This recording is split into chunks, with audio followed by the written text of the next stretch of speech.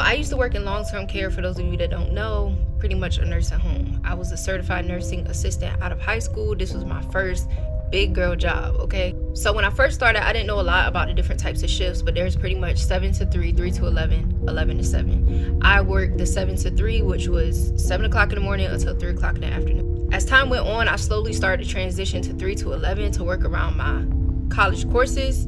But every now and then I would pick up an 11 to 7 shift. It didn't take long before I started working there where people were telling me about this one particular resident that had an issue with people of a certain color coming into his room. I didn't have too much interaction with this resident because, like I said, I only worked 7 to 3, and you didn't have to do a lot for him. Just go in and check on him and make sure he was okay. Bring him his food tray. Every now and then he might ask you for help to go to the bathroom, but that was about it. I had heard that this resident could get kind of nasty sometimes. I also heard that he had dementia, so he was like seeing stuff. And I also remember going in his room a couple times and seeing all of the mirrors in his room covered up. This is gonna come back later. So on my first 11 to 7, we'll call this nurse Patty. Patty pulled me aside and she was like, hey, this is the list of people, pretty much doing a report for when I first, clocked in, starting my shift. She told me who I had, who was total assist, which I had to do everything for, and who I could pretty much, let. So I noticed that this list had this certain patient's number on it, this certain resident's number on it. His room number was on there. But instead of it saying, just limited assistance or whatever, it was like total assist. So I asked, I'm like, I know I have him during the day and I just go in and check on him and make sure he's okay. If he rings the call light, I'll go in. But other than that, that's about it. When did he become a total assist? So she proceeds to tell me that the night before, he got so scared and so frantic and thought something was in his room that he jumped out of his bed and fell on the floor and did something to his hip. So at this point, currently, he's a total assist, meaning I have to go in, I have to check on him, I have to do everything for him. I said, cool, no problem. I start doing my rounds, I start checking on my people, passing out ice water, changing people, as I normally do. Literally not even 15 minutes into my shift, his call light is on. I go in, I make sure everything's okay. As soon as I get in, I kid you not, this man is literally in the fetal position. I walk up to him and I ask him if everything's okay. Obviously, when I walk up to him, I'm very careful because, like I stated before, he did not like people of my color coming into his room. During the day, he would make a big deal out of this. Like, if he could get a nurse or a nursing assistant of a different color, he definitely would. He did not pay that any mind. He literally jumped straight into, they're in here, they're after me, please help me. I'm looking like, who is they? He's like, you don't see that little boy behind you? No, I can't say that I do, sir. So it took me literally 15 minutes, and by the grace of God, I was able to calm this man down. We're gonna call him Mr. Johnson. After I calmed Mr. Johnson down, I left out of the room and I went and did my rounds like usual. Literally not even 10 minutes later, he's back on the call light. I said, okay, maybe he's gotta go to the bathroom or something, I don't know. So I went in, checked. This time when I went in the room, I noticed that the room was extremely cold. Extremely cold. When I went in there earlier, it was not cold like that. Now the nursing home, that nursing home in particular was a little colder on the graveyard shift. But when I tell you it was cold to the point where I could see my breath cold. At this point, not only is he in the fetal position, but he is also under the covers and he is also crying. So I walk up to him, I lift the cover up, I look under the cover. Again, he's sitting under there. We make immediate eye contact and he's like, help me, please help me. So I'm trying to calm him down because whatever he's seeing, I'm just not seeing it. So I'm like, Mr. Johnson, I'm gonna need for you to cooperate with me. I'm gonna need for you to tell me what's going on so I can better assist you and we can get through this shift together. At this point, I'm doing what I've been taught to do for somebody that's going through a dementia or Alzheimer's crisis, which is what I was told that he had. He calms down a little bit and he literally just starts talking. And when I tell you this got crazy quick, it got crazy quick. So he's telling me that when he was younger, about his 20s or 30s, he was married to a young woman. We're gonna call her Maggie. Him and Maggie had just bought a farm. It was literally just him and Maggie, and before you knew it, Maggie got pregnant. Back then, it literally wasn't uncommon to have people of color hired as help to help you on the farm, to help you raise kids, whatever the case may be. This was post-slavery, but people was very much still feeling entitled to doing whatever they wanted to do to people of color. So that's the time frame we in. He tells me that months go down the line, whatever. He goes and he wakes up early one morning. He sees that his wife is a little uncomfortable. She tells him like maybe the baby's coming or whatever. He doesn't think nothing of it. He goes out, get on his tractor, and he does his farmer work. He has a farm hand named Tommy. Tommy is a black man, okay? okay? Around lunch, he's guessing, is when his wife went into labor while he was still out in the field. His wife called her mother-in-law, which was Mr. Johnson's mom, her sister-in-law, and his brothers came as well. Everybody's making sure that everything's going okay. The baby is finally born at some point. When the baby is born, I guess everybody in the room looked around at each other and realized that this baby was not in no way, shape, or form white. The brothers immediately take the baby and they go outside. His mom sits there with her and they snatch this baby and they take the baby outside. Meanwhile, all this is going on, him and Tommy are still out in the field. They took this baby out into a body of water, and I will not be saying what they did to this baby, but you can only imagine for the time period. Him and Tommy finally wrap up their work for the day and he heads back to the house. When he gets inside the house, he sees his wife sitting there with his mother. His wife is crying. His mom's just sitting there irritated and pissed off. He asks what's going on, and that's when she gives him the whole rundown that your wife was pretty much sleeping with your field hand, and this is the situation that you're in. So he asks, where's the baby? And the mom says, your brother's taking care of it. Don't worry about it. You need to figure out what you're going to do with her. Meanwhile, this is going on. His brothers have went and got Tommy out of the field.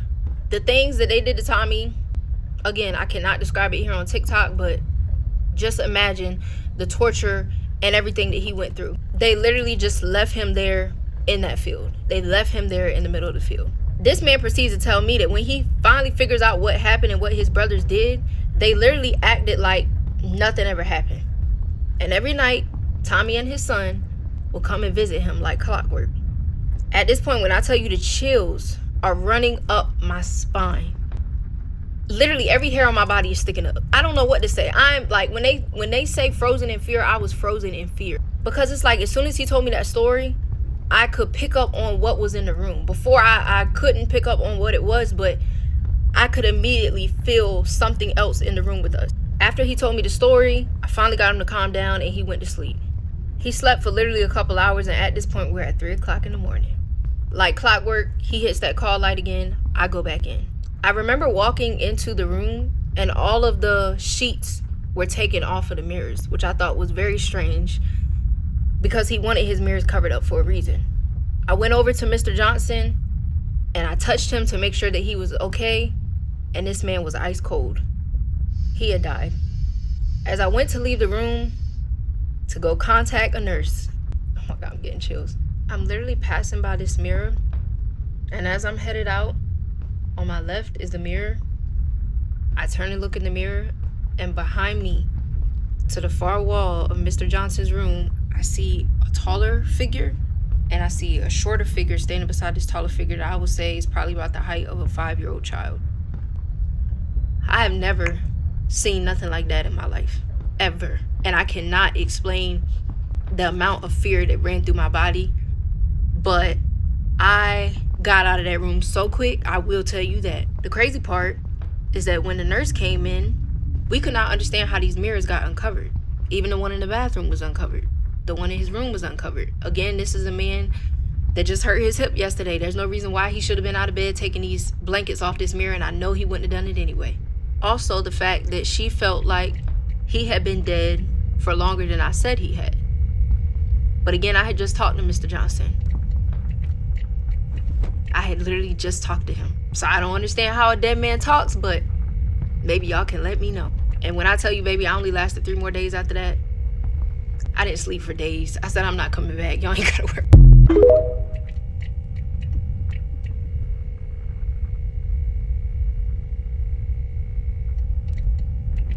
Okay, so I am at work, but I wanted to tell this story as quickly as I can. So my mom has had an attachment for years. So in turn, a lot of pretty terrifying things have happened because of that, or like weird things have happened, unexplainable things have happened. My brother, for instance, has heard my mom's voice calling for him when he knows that she's not in the house, which is terrifying, by the way. Don't like that at all. My mom had this experience when she was sleeping one night. She wakes up randomly. It's like 2, 3 in the morning. She sees a figure sitting next to her on the bed, and it's like facing away from her, so she can't see the face or anything. And she said it looked like my best friend, like one of her best friends who had unfortunately like passed away. she knew it wasn't her friend. Like she just knew it wasn't her, because the energy was very sinister. It was not, usually if it's a loved one, you don't feel frightened or scared. You don't feel that negative energy. Says to this thing, which do not do this. She says, "You're not my friend, you're a bitch." So she says that to this entity, and it whips its head around and it says, "Oh, I'm a bitch," and then it disappeared. And honestly, it still gives me fucking chills to this day, because I cannot imagine that happening to me. Something presenting itself to you as a loved one is one of the most sinister things, probably. Just like, okay, won't be spending the night anytime soon. Her and my brother live together, so they have a routine where they regularly cleanse the house and cleanse each other and bless the house, etc. Probably one of the most memorable things that happened to me as a child was I woke up one night and I was spooked. You know, when you wake up and you're a kid, it's dark, you're a little scared. And so I go down the hall to my mom's room and I'm like, "Hey mom, I'm really scared. Can I sleep with you?" And she's like, "Yeah, sure." So I get into the bed, I start getting settled, trying to go back to sleep, and I hear a whistling. I hear someone whistling. And so my mom's bed was facing her bathroom and the door was wide open. So I look up and I see a black figure in her bathroom, and I'm hearing this tune, this whistling. And in my child mind, the only thing that made sense to me was, oh, that's her boyfriend. Her boyfriend was a gross man, so we're not gonna go there. But I was like, ew, he's using the bathroom with the door open. Why is he whistling? Like, that's what made sense to me as a kid at the time. But while I'm looking at this thing, I feel someone grab my wrist that was kind of like outstretched and like, you know, hanging off the bed. And it pulls me. I get pulled nearly all the way off the bed. So I scream, as one would do, and my mom grabs my other wrist and pulls me back onto the bed. And we never talked about that afterwards. Like, that just, like, we didn't speak about it, but I brought it up to her probably within the last year or two, and she remembers. She remembers that happening. So yeah, if anybody wants to know more about my mom's attachment or things that have happened to her, feel free to let me know, and I'll tell you. But everywhere she has lived has terrified me. I know it might not have everything to do with the house. The house might not necessarily have to be haunted or whatever, but she still has this attachment and things are still gonna happen. So yeah, that's it.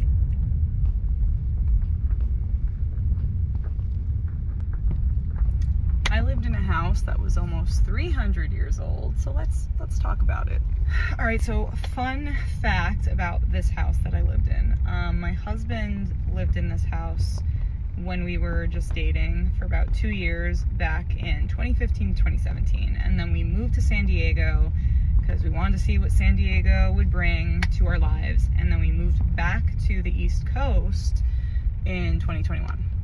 So we were living on the East Coast, and well, mind you, when my husband lived there the first time, whenever I would go and visit him, if I would get there before he got home from work or from running errands, I just hated being there alone. The house just gave me the heebie-jeebies. So that was in 2015 to 2017. My husband just refuses to acknowledge that this house could be haunted, so he lived there peacefully. I was in shambles at all times. So fast forward to 2021, we moved back to the East Coast. We are staying with family while we're just trying to get our bearings and get new jobs and just transition back into life on the East Coast. And my husband is saying, you know, man, I really wish that house was available again. I loved living there. It was the best. It was a dream because it was a pretty big space and the rent was really affordable, but it was haunted, so I didn't care. But anyway, my husband really wanted to move back. I said, not happening. So he went out on a limb and asked our old friend and neighbor who had lived there the entire time. She was there for almost 10 years. He followed up and just said, hey, do you know if our old unit is available or will be available? And she said, no, unfortunately, like the people have been living here, have been here for 2 years. They love it. I don't think they're going anywhere. Ironically enough, a few months later, and I think it was on Christmas Day, our old neighbor shoots at me a text and goes, hey, do you want to move back in? They're actually moving out. They're moving back down south. If you want it, I can, you know, put in a good word with the old landlord and just remind him that you guys were old tenants. It's looking pretty good for you guys to move back in. So we moved back. Yeah, we moved back. This time I felt a little bit better because we had Mona, my parrot, with us. So at least, you know, I had company, I had my BFF. So I didn't feel as scared, but I was still apprehensive, especially because even our neighbor was certain. Like, you know, she can verify that there was some weird stuff going on in this house. Just to preface, this house is a historic landmark. It was built in 1757, and a really famous blind poet lived there. I can't remember if she was born there. I know she didn't die there, but she was a blind hymn writer. Her name was Fanny Crosby. When you Google her, that's not who you want haunting your house, okay? Nothing personal, but good God, she was terrifying, okay? I'm just gonna say it, she was terrifying. I'm not even gonna, you know, put her on the green screen here and give anyone nightmares. I'm doing you a favor. Google at your own risk. She scares the hell out of me. And if she doesn't scare the hell out of you, must be nice. So I have plenty of stories of just my experience being there, but I'm just talking about one. Sorry it took me a while to get here, but I needed to give you all the backstory. So we're living in this house, weird stuff is happening. Every time it happens, my husband justifies it with something ridiculous. But there was one night in particular, and ironically, it was the night of Halloween going into November 1st. If anyone knows of Samhain, if anyone knows anything about the veil thinning on the night of Halloween, then you know that sometimes activity is heightened, if you believe in that. So I'm in bed, and the layout of the house was you had your master bedroom, then there was the living room and the kitchen, and so I'm in the bedroom. Our door is closed every night because I just didn't like having that door open when I slept. I felt like people were watching me there, so, and the living room seemed to be the most active, so obviously I kept that door shut. Mona is in our bedroom with us because I'm not letting that poor bird be around ghosts by herself, so she slept in the bedroom with us in her cage because we needed her safe. And in the living room is her perch, her stand. And it was a really simple stand. Maybe if people are interested enough, I can show you what it looked like. But it was just a classic perch, and then it had this big hook, and on the hook you could hang a toy.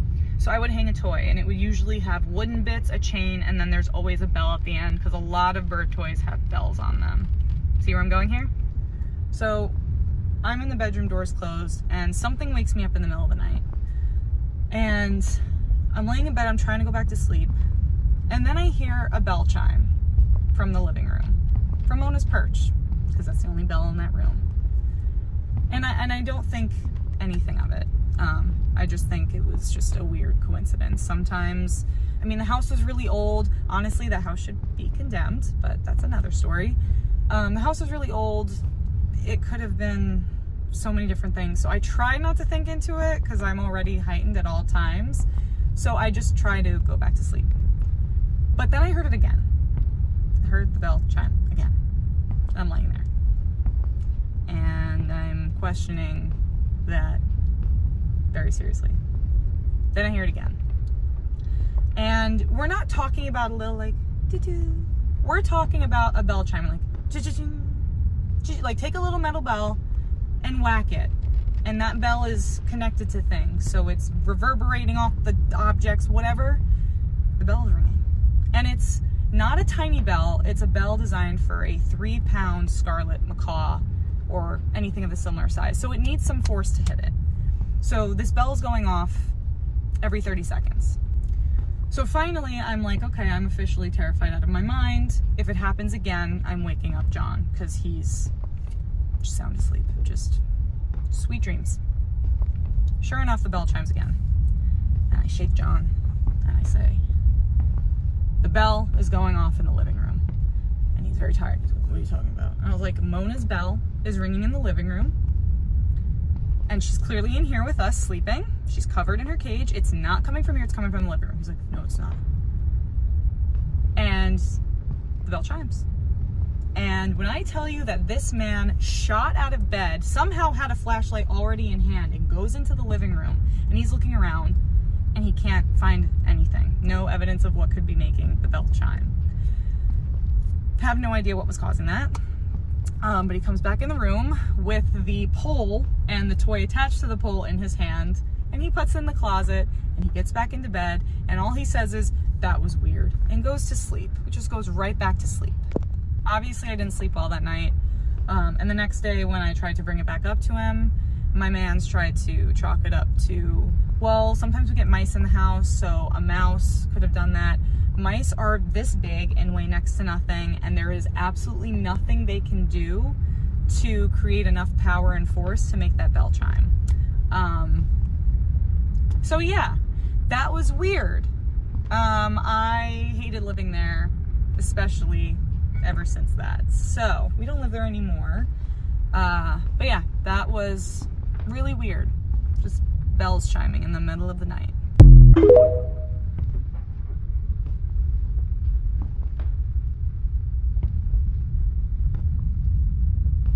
So I was babysitting for the first time this little girl. She's 3 years old, and it was gonna be at night because her mom works nights. So I'd be with her till like 2 a.m. and her mom told me, she's not sleeping lately. I don't know what's going on. She won't go in her room. She won't lay down. Whatever you need to do to get her to sleep, just try. I said, all right, we'll figure it out. So it was late, and there was no sign of her wanting to go in her room. I said, let's go lay down in your room. You know, it was 11. I think 11:30. So let's go lay down in your room. She goes, no. I said, why? And she goes, the baby's crying. And I said, I have no idea. You know, I didn't think anything of it. I thought maybe it was like a TV show she was talking about. And I said, no, let's go lay down in your room. So we went in her room, and she goes, the baby's crying. And so at this point, I'm like, what baby? What baby? And she pointed up to the ceiling, at the corner of the ceiling, and she said, right there. He's crying. He's sad. She said, I don't want him to cry. And I was like, I am freaked out. So first thing that happened. And I said, okay, let's leave. Let's go to your mom's room. So we went to her mom's room. And she said, the tall man's in here. And I, full body goosebumps. I said, what tall man? Where? And she pointed to her closet, and she goes, he lives there. Tall man. And I said, we're not staying in here. We're going into the living room. So we sat down in the living room, and there's a couch. Behind me is a big window. So I think I had the news on. I don't know what I was watching. She's sitting there, and she stood up and looked behind me and screamed. She screamed, and I was so like, I thought someone was outside. So I looked. I swear to God, I saw the tallest shadow. It was like a shadow figure, tall, and it looked like it just swooped past the window, and it looked like he was wearing a wide-brimmed hat. And I was so freaked out, and she said, Hat Man, as soon as it happened. Hat Man, Hat Man, Hat. And my instinct is to run outside, but I didn't run outside. And so I honestly think I just stayed in the kitchen. I was like in the kitchen. And I was like, your mom's gonna be home soon. I'm just gonna stay here, okay? And the mom got home, and I was like, yeah, she's not sleeping. I gotta go. I was so scared. So scared. I never went back. They never asked me to come back. I never went back, and they moved shortly after. We lost contact, so I don't know how they're doing. I hope they're okay. But that was the scariest thing that ever happened to me. Talking about it now gives me tears in my eyes because it just freaks me out so bad.